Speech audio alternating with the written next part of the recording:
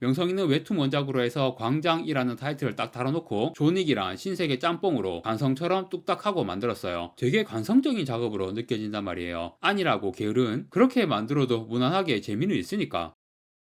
안녕하세요. 다양한 대중문화 콘텐츠를 리뷰하는 남자 모빈입니다. 이번 영상에서 리뷰할 작품은 2025년 6월 6일 공개 넷플릭스 한국 드라마 광장입니다. 청불 누아르 장르이고 총 7부작입니다. 동명의 웹툰이 원작이고요. 2025년 상반기 한국 넷플릭스 콘텐츠 중에서도 거의 최고 기대작이었기 때문에 나오자마자 당연히 한국 1위는 찍었고 월드 페트롤 순위도 3위로 데뷔를 한 것 같네요. IMDb 초기 평점도 꽤 높게 나오고 있습니다. 시작이 나쁘지 않아요. 어느 정도 글로벌 흥행에 대한 기대도 좀 하게 되네요. 최종적으로 어느 정도 성적을 거둘지는 몇 주는 지켜봐야겠지만 지금으로서는 가늠하기가 쉽지는 않습니다. 해외 반응은 둘째치고 국내 반응만 보면 일단 기대가 컸기 때문에 실망스럽다는 반응도 많이 나오고 있습니다. 특히 웹툰 원작을 본 사람들은 대부분 큰 실망감을 표하고 있더라고요. 저는 웹툰으로 안 봤거든요. 저같이 웹툰 안 본 사람들은 그냥 킬링 타임용으로 무난하다 정도의 반응인 것 같아요. 저도 그냥 무난한 작품이라고 생각합니다. 사실 기대치를 감안하면 무난하다는 평가도 거의 악평으로 봐야 할 것 같아요. 하지만 말 그대로 킬링 타임 7부작인데 지루하지 않게 후루룩 다 봐집니다. 시간은 잘 간다는 거. 그래서 평가는 좀 안 좋아도 시청시간 기록은 꽤 나올 수도 있지 않을까. 그리고 이런 한국형 액션 누아르가 해외에서는 신선하기 때문에 해외 성적도 생각보다 좋게 나올 수도 있을 것 같아요. 범죄 조직이 나오는 작품 중에서 성의 없이 날붙이로 싸움을 하는 작품은 해외에서는 잘 없어서 한국의 이런 독특한 조폭 액션 장르의 마니아가 해외에 제법 있지 않을까 그렇게 생각을 합니다. 사실 요즘 한국에서도 조폭 소재의 작품이 많이 나오지는 않기 때문에 이쪽 장르 좋아하는 마니아에게는 가뭄의 단비 같은 작품일 수도 있겠죠. 다만 그렇기 때문에 더더욱 이런 무난한 작품으로 나와버린 게 아쉽게 느껴지기도 하네요. 이 작품은 간단하게 요약하면 존윅 플러스 신세계라고 할 수 있습니다. 그런데 존윅 플러스 신세계의 열화 버전. 일단 주인공이 존윅스러운 먼치킨입니다. 내용도 비슷하고요. 현역 시절에 레전드였던 주인공이 지금은 은퇴하고 조용히 살고 있는데 주인공의 소중한 것을 누가 건드려서 다 쓸어버리고 복수한다는 그런 내용이죠. 이 작품의 주인공은 소지섭이 연기한 남기준이라는 인물이고요. 전직 조폭이고 지금은 은퇴해서 캠핑장 같은 거를 하는 것 같아요. 그리고 남기석이라는 동생이 있습니다. 초반에 죽는 캐릭터예요. 이준혁이 특별 출연으로 연기했고요. 형은 은퇴했는데 동생은 조폭 일을 계속하고 있습니다. 형이 은퇴한 이유가 동생이 친 사고를 덤탱이 쓰고 대신 책임지느라 그렇게 된 거거든요. 은퇴할 때 한쪽 아킬레스건을 잘랐습니다. 그래서 쩔뚝거리면서 걸어요. 아무튼 은퇴하고 살고 있는데 어느 날 동생이 죽었다는 소식을 듣게 된 거죠. 범인은 동생이 속했던 조직의 라이벌 조직의 보스 아들 봉산과 주운이라는 두 개의 조직이 있습니다. 보스가 각각 구봉산, 이주운 이 두 사람은 원래는 하나의 조직에 함께 있던 간부였어. 그런데 약간 쿠데타 같은 식으로 그 조직의 보스를 무너뜨리고 구봉산과 이주운이 조직을 양분하면서 두 개의 조직으로 갈라지게 된 거죠. 이 두 보스는 라이벌이면서 친구이기도 하고 서로 각자 영역 터치 안 하면서 대체로 평화롭게 이쪽 어둠의 세계를 관리해 나가는 것 같습니다. 그런데 구봉산의 아들 구준모라는 놈이 뭐 전형적인 망나니 아들, 베테랑의 유아인, 그리고 최근에 영화 야당에서 류경수가 연기한 정치인 아들 딱 그런 캐릭터예요. 배우는 공명이고요. 얘가 이제 주인공 동생 남기석이랑 트러블이 생겨가지고 남기석한테 따기를 맞고 모욕을 당했거든요. 그거에 앙심을 품고 남기석을 죽이려고 하는 거죠. 구준모가 이 드라마 전체 내용에서 중간 보스격인 캐릭터인데 지가 직접 나서는 게 아니고 뒤에서 돈으로 싸움꾼들을 고용해서 일을 처리하는 그런 캐릭터예요. 남기석도 돈으로 고용된 양아치 여러 명에게 습격을 당하거든요. 결국 그래서 남기석이 죽는데 그런데 나중에 밝혀지는 내용으로는 이 양아치들은 남기석한테 다 제압당하고 도망갔어. 그런데 그 후에 또 다른 히트맨이 등장해서 남기석이 그놈한테 죽은 거거든요. 그러니까 구준모가 중간 보스인 이유, 처음에는 구준모한테 고용된 놈들이 동생을 죽였다고 생각해서 주인공이 구준모를 죽여서 복수를 하거든요. 그런데 진짜 범인, 진짜 흑막이 따로 있었고 그게 이제 후반부 내용으로 나오는 겁니다. 그러니까 드라마가 구준모를 쓰러뜨리는 내용과 진짜 흑막을 쓰러뜨리는 내용으로 두 개 파트로 나눠진 거죠. 첫 번째 파트는 진짜 그냥 존윅이에요. 구준모가 주인공 남기준을 잡기 위해서 다양한 싸움꾼들을 고용하거든요. 그놈들 하나하나 상대하면서 쓰러뜨려 나가는 내용. 거기에 똘마니들이 어마어마한 쪽수로 덤벼들기도 해서 1대 다수 액션도 계속 나오고요. 그런데 구준모가 죽고 진짜 흑막이 밝혀지는 내용은 존윅보다는 신세계에 가깝습니다. 남기준은 구준모와 그 부하들을 다 쓰러뜨린 후 누군가에게 기습을 당해서 다리 아래로 추락하거든요. 남기준을 처리했다 이런 식으로 잠깐 스토리에서 사라집니다. 물론 당연히 죽지는 않았죠. 나중에 다시 나오고 남기준의 스토리에서 빠져있는 동안 봉산과 주운 양대 조직 사이에서 전쟁이 터지거든요. 여러가지 복잡한 사정이 있지만 간단하게 요약하면 원래는 전쟁 없이 서로 나발이 안 건드리고 평화롭게 유지되던 양대 조직 구도인데 남기석 죽고 구준모도 죽고 그러니까 그 아버지인 봉산보스도 또 눈 돌아가서 난리 치려고 하고 그런데 남기준이 구준모를 죽이는 과정에서 봉산 조직원들이 상당수 썰려 나가기도 해서 봉산의 전력이 약해진 상황이에요. 그래서 주운이 이 난리판을 수습하려면 차라리 이걸 그냥 기회로 생각하고 전쟁으로 봉산 먹어버리자 이렇게 된 거예요. 그런데 이 모든 상황이 처음에 남기석을 죽였던 그 흑막이 다 계획한 거야. 흑막이 두 명인데 그중 한 명은 왕자의 게임에서 리틀 핑거 같은 딱 그런 캐릭터예요. 그리고 일본의 느와르 영화 아웃레이지 시리즈에도 비슷한 캐릭터가 나와요. 그리고 흑막 중에 또 다른 한 명은 여기까지는 스포일러를 안 하는 게 좋을 것 같습니다. 그런데 뭐 딱히 대단한 반전이나 그런 느낌은 아닙니다. 이 최종 보스 캐릭터는 그다지 매력이 없는 것 같아요. 아무튼 이 작품 후반부에서 흑막의 설계대로 조직 간 전쟁이 벌어지고 암흑계가 재편되는 내용은 신세계, 왕자의 게임, 아웃레이지 그리고 홍콩 느와르 영화 흑사회 시리즈랑도 좀 비슷하고요. 새로운 느낌이 하나도 없고 최종 보스도 별 매력이 없지만 그래도 나름 재미는 있습니다. 원래 이런 내용이 무난한 수준으로만 만들어도 킬링타임용으로 그럭저럭 재미있게 볼 수 있습니다. 그런데 딱 거기까지 뭔가 그 이상으로 승부를 걸 수 있는 포인트가 있어야 하는데 그런 게 없는 작품이다. 특히 웹툰 원작이 가진 유니크한 매력을 전혀 살리지 못했다고 많은 분들이 아쉬워하고 있죠. 저는 웹툰은 안 봤지만 비슷한 관점에서 말을 하자면 아이디어 부재가 정말 심각하다. 폭력신의 아이디어라고 해야 하나? 앞에서 말했듯이 한국의 청불 등급 폭력적인 콘텐츠를 보면 확실히 유니크한 매력이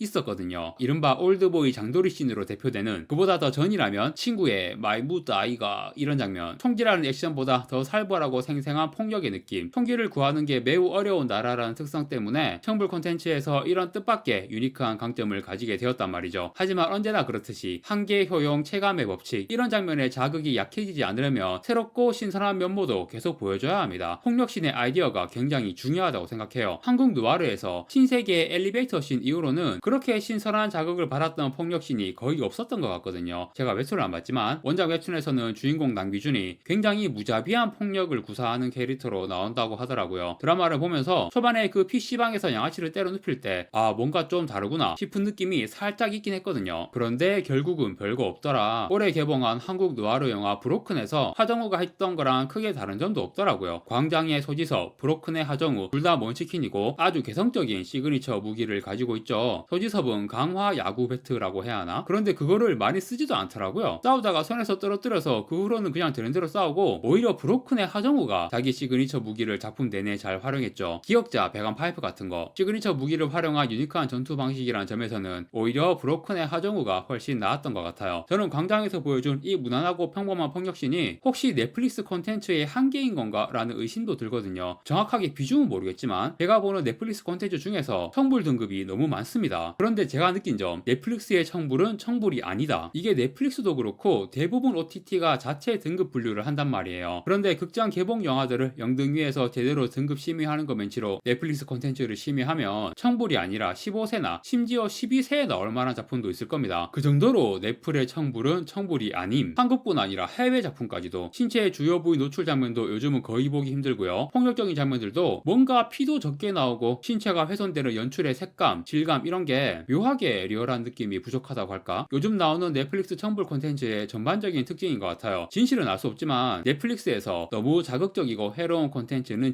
지양한다는 방향성이 있을 수도 있죠. 하지만 막상 결과물에서 그런 느낌이 나면 이게 무슨 생각이 드냐면 그냥 넷플릭스 콘텐츠 제작자들이 공무원 같아. 되게 관성적인 작업으로 느껴진단 말이에요. 아니라고 게으른 진짜 딱 그거야. 광장을 보고 느낀 게 아니라고 게으른 작품이다. 그렇게 만들어도 무난하게 재미는 있으니까. 명성 있는 웹툰 원작으로 해서 광장이라는 타이틀을 딱 달아놓고 존윅이란 신세계 짬뽕으로 관성처럼 뚝딱하고 만들었어요. 이렇게 만들어도 적당히 흥행은 될 수밖에 없고 운 좋으면 대박이 날 수도 있고 뭐 여러가지 사정들이 있을 겁니다. 저야 웹툰은 안 봤지만 원작 웹툰 좋아하셨던 분들은 화도 나고 이해도 안 될 거예요. 왜 이렇게 만들었는지 여러가지 복잡한 이유가 있을 거라고 생각해요. 하지만 이렇게 기시감 넘치고 장르적인 클리셰가 고착화된 작품을 만들 때는 도도 말고 딱 하나만 다른 거 다 아니라고 게을러도 괜찮은데 아이디어 딱 하나만 챙깁시다. 야 이거는 신선하네 라는 느낌을 주는 아이디어. 특히 이 작품에서 중간 보스 구준모가 고용하는 싸움꾼들 그런 데서 뭔가 아이디어가 나올 여지가 있잖아요. 그리고 남기준이라는 주인공 자체도 그렇고 웹툰 설정을 잘 살리면 이 캐릭터의 액션씬에서 강렬하게 기억에 남을 좋은 아이디어 하나 정도는 나올 수 있을 텐데 제가 사실 신세계라는 영화를 별로 안 좋아해요. 아니 대한민국 조폭을 비현실적인 판타지로 묘사하는 것도 어느 정도라야지 진짜 무슨 글로벌 글로벌 대기업처럼 말도 안 되는 판타지를 묘사하니까 제가 한국 느와르에서 가장 좋아하는 요소인 생생한 날 것의 느낌이 전혀 없어서 그것만으로도 영화가 너무 별로인 거예요. 그런데 그 신세계에서도 엘리베이터 씬은 건졌단 말이야. 그리고 해외 작품들 중에서 흑사회 시리즈 1편인지 2편인지 기억이 좀 애매한데 사람을 나무 상자에 넣어서 경사진 능선에서 굴려버리는 장면이 있어요. 보면서 야 이거는 진짜 기상천외한 폭력이다. 신세계 엘리베이터 씬도 그렇고 이런 장면은 한번 보고 나면 나중에 늙어 죽을 때까지 기억에 남아요. 그리고 일본 영화 아웃레이지 시리즈에서 제가 아주 좋아하는 배우인 카세료가 아주 처참하게 죽는 장면. 이놈의 일본 야쿠자 영화들은 할 줄 아는 욕도 고노하루밖에 없는 놈들이 이렇게 기상천외한 폭력 장면을 하나씩 넣어준단 말이야. 이런 장면 하나로 작품 전체에 대한 인상, 작품 전체에 대한 기억이 달라집니다. 광장은 시작부터 끝까지 계속 싸움질을 하는데 기억에 남은 장면이 하나도 없다. 관성적인 느낌의 결과물을 내놓더라도 아이디어 하나, 기억에 남을 만한 장면 하나도 챙기자. 그런데 기껏 내놓은 아이디어를 넷플릭스에서 너무 잔인하다, 자극적이다, 해롭다 이러면서 커트한다? 그러면 뭐 어쩔 수 없는 거죠. 자세한 사정은 모르겠네요. 넷플릭스가 제작 과정에 큰 개입을 안 하고 창작자의 자유를 최대한 보장한다고 알려져 있긴 한데 그런데 제가 보기에는 넷플릭스 작품들이 비슷한 특징들을 가지고 있는 것처럼 확실히 보이거든요. 엄밀히 말하면 넷플릭스뿐 아니라 거의 모든 OTT 콘텐츠들이 다 비슷해요. 이제 점점 사람들이 거의 모든 콘텐츠를 OTT로만 소비하는 시대가 올 텐데 그런 OTT 콘텐츠들이 다양성과 재기 넘치는 느낌이 사라지고 뭔가 획일화되고 관성화되는 느낌이 드는 거 매우 불길한 징조네요. 광장이라는 작품을 보면서 그런 불길한 기분을 좀 느꼈습니다. 이 기분이 그냥 기우이기를 OTT 콘텐츠들이 관성화되지 않고 앞으로 재기 넘치는 작품들이 많이 나오면 좋겠습니다. 드라마 광장의 리뷰는 여기까지 하고 마무리하겠습니다. 구독과 좋아요 부탁드립니다. 시청해주셔서 감사합니다.